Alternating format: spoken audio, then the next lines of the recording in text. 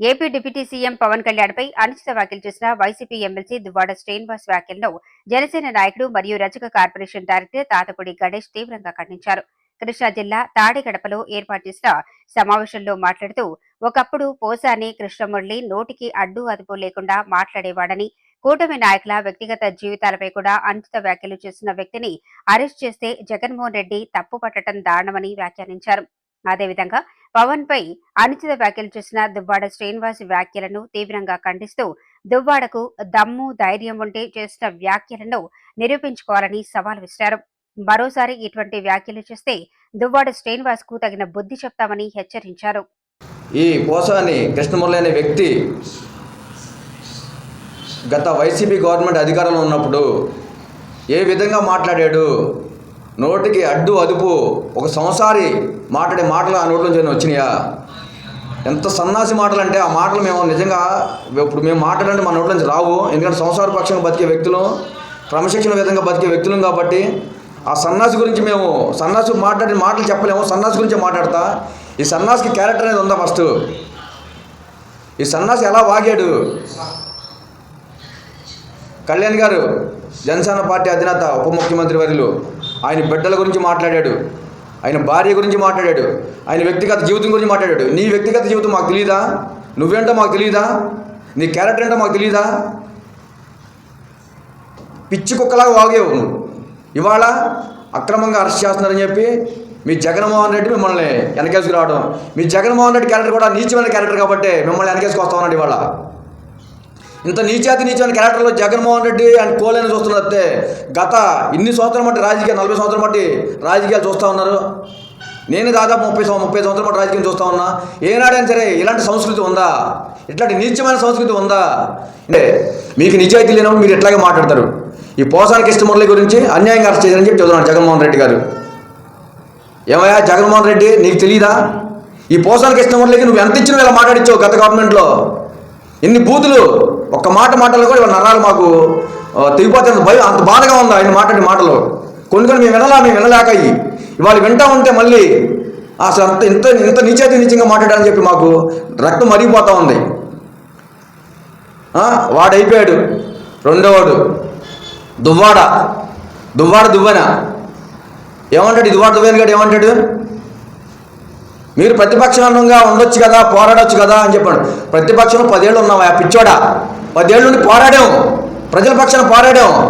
10 ఏళ్ళ నుండి ప్రజలు మా సొంత డబ్బులు, మా అధ్యక్షులు వాళ్ళ సొంత డబ్బులు ఇంటింటికి 1,00,000 ఇల్లు కూలిపోతే ప్రతి రైతుకి కూడా ₹1,00,000 చొప్పున 30 కోట్లు దారపోసాడు ఆయన సొమ్ము.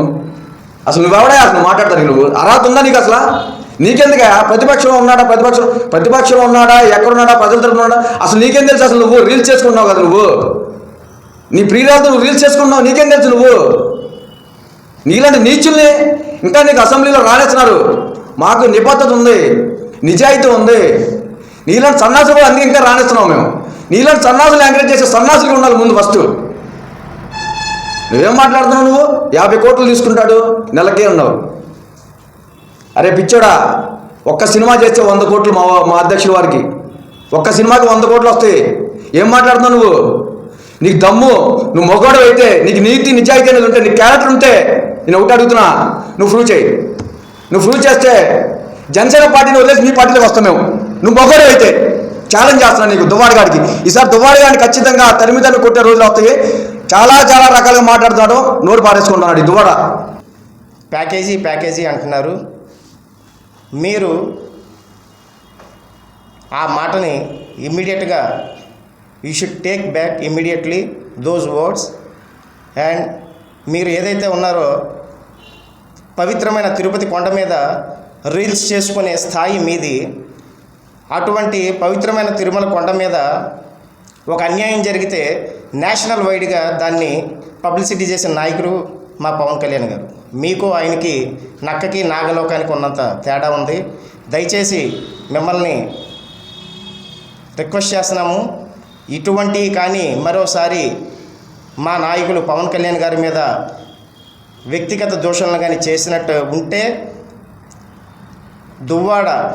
దువ్వెన మీకు టెక్కలి నియోజకవర్గంలో మీ ఇంటికి వచ్చి మీకు చేయాల్సిన సన్మానం చేసి మా జన సైనికులు, వీర మహిళలు, జనసేన నాయకులు తప్పనిసరిగా మీకు చేయాల్సిన సన్మానం చేసి తీరుతాము. దయచేసి మీరు ఇంకెప్పుడు కూడా ఇటువంటి మాటలని మాట్లాడొద్దు. ఒకవేళ మీ దగ్గర ఎటువంటి ప్రూఫ్స్ ఉంటే డెఫినెట్లీ మీరు చూపించండి. దానికి సమాధానంగా మేము అప్పుడు మీతో మాట్లాడతాం. అంతేగాని అనవసరమైన ఆరోపణలు చేసి మమ్మల్ని రెచ్చగొట్టద్దు, మా నాయకుల జోలికి రావద్దు. దుబాడ సీను గారండి ఇష్టం వచ్చినట్టు మాట్లాడుతున్నాడు. దుబాడ సీను అసలు నీకు మాట్లాడే అర్హత ఉందా నేను అడుగుతున్నా. నువ్వు నీ దువ్వెంతో దువ్వుకుని వీడియోలు చేసుకో యూట్యూబ్లో, అదే తప్ప నీకు మాట్లాడే అర్హత, హక్కు నీకు రెండూ లేవు. ఏం మాట్లాడుతున్నావు నువ్వు? పెళ్ళిడికి వచ్చిన పిల్లని పెట్టుకుని, డాక్టర్ చదువుతున్న పాపను పెట్టుకుని నువ్వు ఒక బాగుండి డ్యాన్సులు చేసుకునే వాళ్ళతో నువ్వు మాట్లాడి నువ్వు సహజీవనం చేస్తున్న వ్యక్తివి నువ్వు. ఇంకోటి ఏమన్నావు నువ్వు? మగపిల్లవాడు పుడితే అంటే వైఎస్ రాజశేఖర రెడ్డి పేరు, వైఎస్ అతని పేరు పెట్టుకుంటా అంట, జగన్మోహన్ రెడ్డి పేరు. అలాంటి వాళ్ళు మీరు కూడా పవన్ కళ్యాణ్ మాట్లాడే వ్యక్తేనా? అసలు మీకు అర్హత ఉందా అని అడుగుతున్నా నేను.